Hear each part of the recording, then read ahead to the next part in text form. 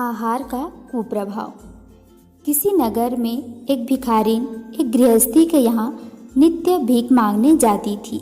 गृहिणी नित्य ही उसे एक मुट्ठी चावल दे दिया करती थी। यह बुढ़िया का दैनिक कार्य था और महीनों से नहीं, कई वर्षों से यह कार्य बिना रुकावट के चल रहा था। एक दिन भिखारिन चावलों की भीख खाकर जो ही द्वार से मुड़ी, गली में गृहिणी का 2.5 वर्ष का बालक खेलता हुआ दिखाई दिया। बालक के गले में एक सोने की जंजीर थी। बुढ़िया की नीयत बदलते देर न लगी।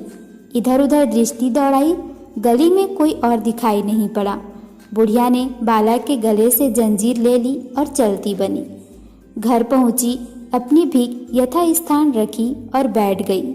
सोचने लगी, जंजीर को सुनार के पास ले जाऊंगी और इसे बेचकर पैसे खरे करूंगी। यह सोचकर जंजीर एक कोने में एक ईंट के नीचे रख दी। भोजन बनाकर और खा पीकर सो गई। प्रातःकाल उठी, शौच आदि से निवृत्त हुई तो जंजीर के संबंध में जो विचार सुनार के पास ले जाकर धनराशि बटोरने का आया था, उसमें तुरंत परिवर्तन आ गया। बुढ़िया के मन में बड़ा शोक पैदा हो गया। सोचने लगी, यह पाप मेरे से क्यों हो गया? क्या मुंह लेकर उस घर पर जाऊंगी? सोचते सोचते बुढ़िया ने निर्णय किया कि जंजीर वापस ले जाकर उस गृहिणी को दे आएगी। बुढ़िया जंजीर लेकर सीधे वहीं पहुंची। द्वार पर बालक की माँ खड़ी थी।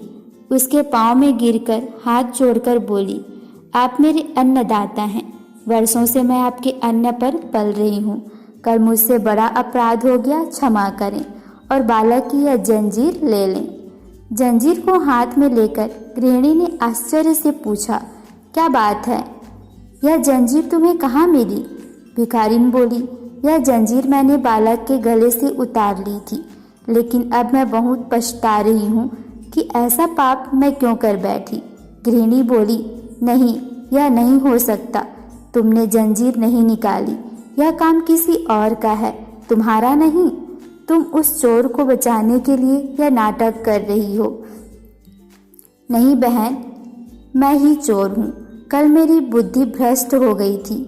आज प्रातः मुझे फिर से ज्ञान हुआ और अपने पाप का प्रायश्चित करने के लिए मैं आपके सामने सच्चाई रखना आवश्यक समझा।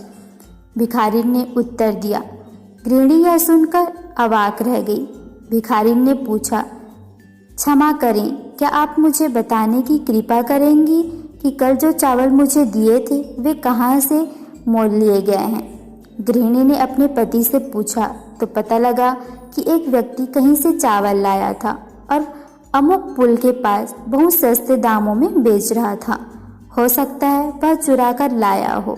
उन्हीं चोरी के चावलों की भीख दी गई थी। भिखारिन बोली, चोरी का अन्न पाकर ही मेरी बुद्धि भ्रष्ट हो गई थी और इसी कारण मैं जंजीर चुरा कर ले गई। वह अन्न जब मल के रूप से शरीर में से निकल गया और शरीर निर्मल हो गया, तब मेरी बुद्धि ठिकाने आई और मेरे मन ने निर्णय किया कि मैं बहुत बड़ा पाप किया है। मुझे यह जंजीर वापस देकर क्षमा मांग लेनी चाहिए। गृहिणी तथा उसके पति ने जब भिखारिन के मनोभावों को सुना तो बड़े अचंभे में पड़ गए।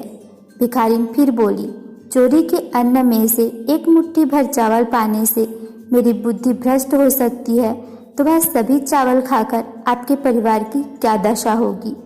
अतः फेंक दीजिए उन सभी चावलों को। गृहिणी ने तुरंत उन चावलों को बाहर फेंक दिया।